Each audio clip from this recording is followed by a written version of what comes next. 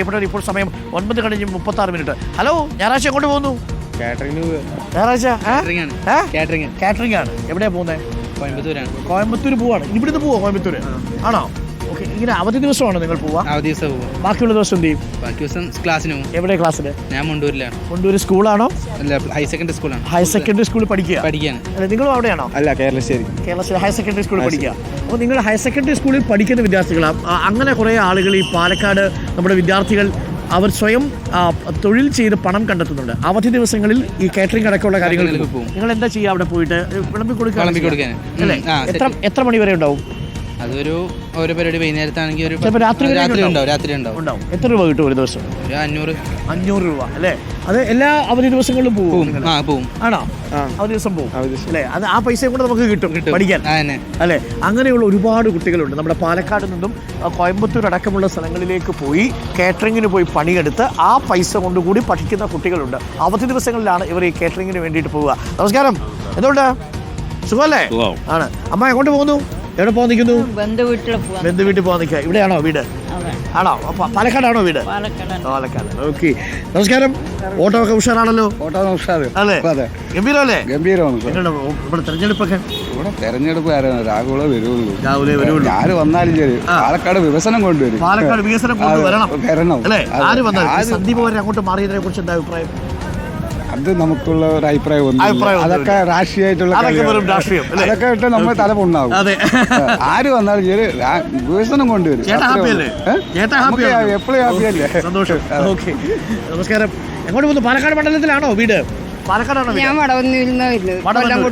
കൊല്ലംകോട് മനോഹരമായ സ്ഥലമാണ് അല്ലേ? ഇന്നലെയൊക്കെ മഴ പെയ്തു കൊല്ലംകോട് ആണല്ലേ?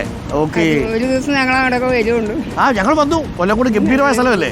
ഓക്കെ. മനോഹരമായ സ്ഥലമാണ് പ്രിയപ്പെട്ട പ്രേക്ഷകർ, കൊല്ലംകോട്. നമസ്കാരം ചേട്ടാ. ഓട്ടോ ഒക്കെ എങ്ങനെയുണ്ട്? കുറവാണോ കൂടുതലാണോ? ഇങ്ങനെ പോകുന്നു, അത്രേ ഉള്ളൂ അല്ലേ?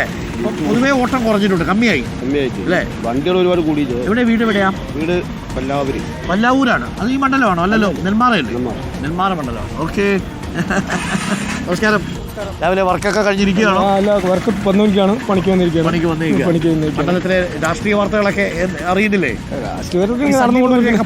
പാർട്ടി മാറിയത് എന്താ ഒരു അഭിപ്രായം?